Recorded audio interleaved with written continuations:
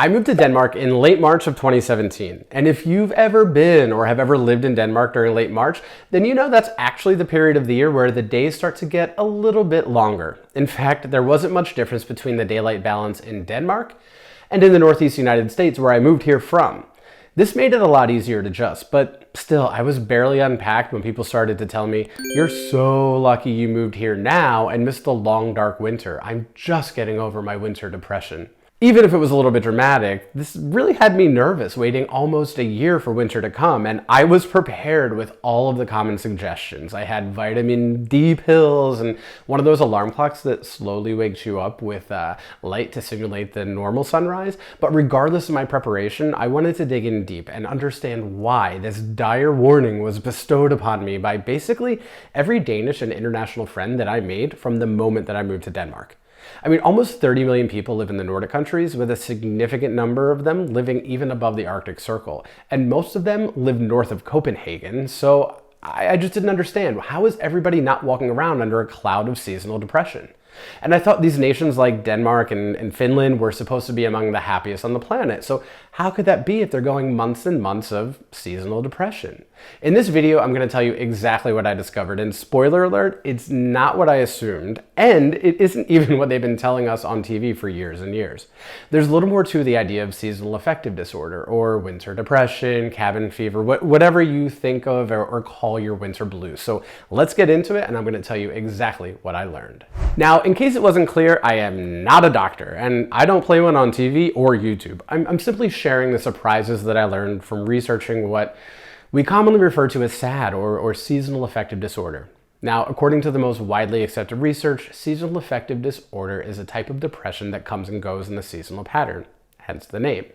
SAD is sometimes known as winter depression because the symptoms are usually more apparent and more profound and severe during the winter months. Many people throw around the term SAD or winter depression, but it's important to note that it's truly a form of depression. It's found in the Diagnostic Manual of Mental Disorders, or as it's known in the biz, again, which I am not a part of, the DSM-5. In other words, seasonal affective disorder is fundamentally identified as a type of depression. It's clinically known as major depressive disorder with a seasonal pattern. So what we call SAD or winter depression is not considered a one-off thing. Rather, it's a type of recurrent major depression that has a seasonal pattern that begins and ends during a specific season of the year, every year, with full remittance during the other seasons. A true diagnosis would mean that symptoms are present for at least 2 years, and over one's lifetime, there are more seasons of depression than seasons without. The seasonal pattern of depression occurs most frequently in winter, although it can also occur in summer. But I wanted to know why, and the answer is in our body chemistry, specifically chemicals that regulate our daily functions, behaviors, and moods. I'll keep the science part short because it's a little bit boring, but to understand seasonal affective disorder, we need to focus on what we know as serotonin and melatonin. People who suffer from SAD have difficulty regulating the neurotransmitter, which is known as serotonin. It's believed to be responsible for balancing mood. People with SAD may also have difficulty with overproduction of melatonin.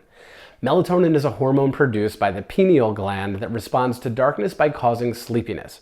As winter days become darker, melatonin production increases, and in response, those with SAD feel sleepy and lethargic. Although melatonin likely plays a role in impacting the symptoms of SAD, it cannot by itself account for seasonal depression. The combination of decreased serotonin and increased melatonin impacts your circadian rhythm. That's a sleep thing, right? You maybe have heard of it before, but your circadian rhythm is your body's internal 24-hour clock.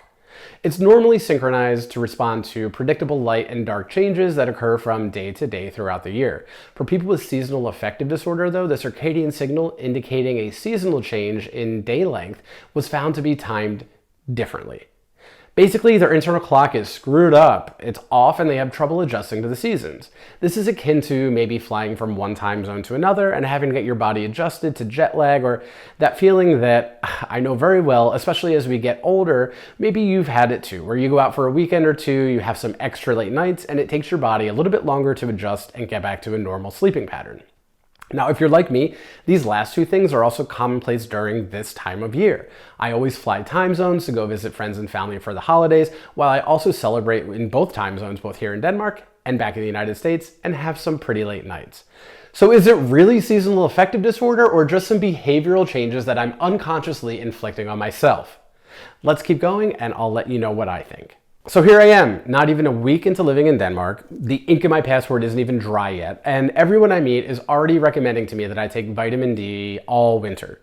That seems to be a very popular topic all winter long, and even in the comments of a video that we made last year about how we survive winter in Denmark, so many of you, which we appreciate, commented that we should take vitamin D all winter. But I needed to know why. Again, it kind of goes to those chemicals in the body. So low vitamin D levels have been linked to depression, negative mood, and increased likelihood of seasonal affective disorder. Our vitamin D levels are naturally lower in the winter months due to a lack of sunlight. With fewer hours of sunlight, the farther you move north of the equator, theories also suggest that people living in the northernmost countries are going to have worse seasonal depression. Now, the exact cause of seasonal affective disorder has not been proven, but as I mentioned already, one trigger is thought to be the change in sunlight and the disruption in our natural sleep-wake cycles, which causes decreased serotonin and excess melatonin levels. Since vitamin D regulates our serotonin, it basically regulates our mood and increases our positive emotions.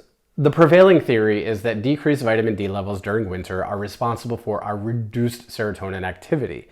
In one study I found, vitamin D deficiency was linked to the development of depression, and vitamin D supplements taken daily during the winter months significantly reduced symptoms of seasonal affective disorder in women.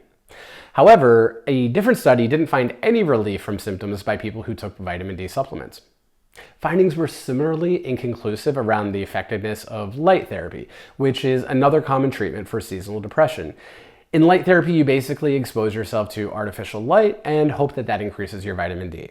So I can't even say for sure that the vitamin D pills that I take will even do anything, but it's not likely that it's going to ruin my day or hurt me. I'm just taking a pill that may or may not help me, may or may not help me deal with a problem that may or may not exist and that I may or may not even have. So while it is in the DSM-5, remember that one, the Diagnostic Manual of Mental Disorders, some studies challenge the magnitude of seasonal affective disorder.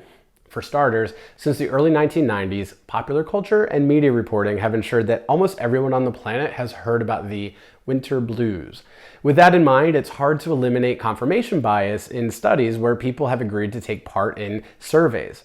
Many of these surveys are about symptoms and their severity, so if the general population has a baseline knowledge or even an expectation of the presence of seasonal affective disorder, they may expect that they also have experienced it. They're more likely to report it to a researcher, and that's the challenge. Basically, it's hard to determine who's experiencing symptoms of depression and who, like me during my first week in Denmark, has had an acquaintance tell them about SAD and the need to take vitamin D supplements all winter and maybe try light therapy, right? So some skeptics also point out that while we get less sunlight in winter, other factors also have a detrimental impact on our moods, like a decrease in social interactions, lack of physical activity, as well as the stress and negative emotions that are often associated with the holidays in winter. Like I mentioned before, my sleep patterns are already screwed up by the middle of winter because I'm crossing time zones at Christmas and then I stay up late a week later to celebrate New Year's Eve. These are just things that happen, but could these factors, as well as me being bombarded with messaging about seasonal affective disorder, be the actual reason that I think I experience it? Now, there's a very famous study that has made a similar argument to this, and it's against the prevalence of seasonal affective disorder. It's called the Tromsø study. As the name suggests, it was conducted in Tromsø, Norway. And if you're not familiar with the region, Tromsø lies at 69.4 degrees north latitude, which is actually above the Arctic Circle. The study included random samples of the population there aged 30 to 87, and data was collected between October 1st of 2007 through the end of December 2008. In total, 8,951 people completed questionnaires for this study, and it found that there was no significant differences in their mental distress depending on the season. Significantly more did report sleeping problems in winter compared to other seasons, and less sleeping problems in the spring. The study concluded that in this subarctic population, insomnia was most prevalent in winter, but there was no significant seasonal differences in their mental distress. So while some people in the Tromsø study were clearly negatively affected by the darkness of winter, the negative impact of winter on their mental health was not conclusive. More skepticism was raised as American researchers poured over data from the Centers for Disease Control. Each year, the CDC conducts a large cross-sectional depression study of the United States population. A group of researchers realized that they could use that same data from the CDC results to independently investigate how much depression changes by the season. If SAD theories prevailed, the data should show peaks or flare-ups of reported depression in the winter months. Theories would also suggest the concentration of respondents with seasonal affective disorder should live in the northernmost latitudes, basically in the low light exposure areas of the United States. However, the CDC survey revealed no evidence for seasonal affective disorder. No seasonal or light-dependent increases appeared in the depression measures either. So you might be thinking that maybe something was just wrong with how they conducted the study, but other well-established trends that are proven in other studies appeared in this same survey data, such as higher rates of depression for women and higher rates of depression in unemployed people. The fluctuation in seasonal depression was either non-existent or undetectable in the set of almost 34,000 participants. So what do I do now? Do I take my vitamin D like I have been for the last 5 years? I guess it couldn't hurt, and depending on which study I want to believe, it might even help. No matter what, proper sleep and physical activity do wonders for our moods, and anyone experiencing signs of depression or mental health struggles should consult a professional. I'm just a YouTube guy who decided to take a deeper dive into the unsolicited advice that I was getting, and I wanted to share what I learned as I wandered down that rabbit hole. But if you really want to understand and prepare for winter in Denmark, and I suggest that you do, check out this video right here so you can get through winter with a smile on your face. Watch it now and take care of yourselves, everybody. Thanks a lot, and hi.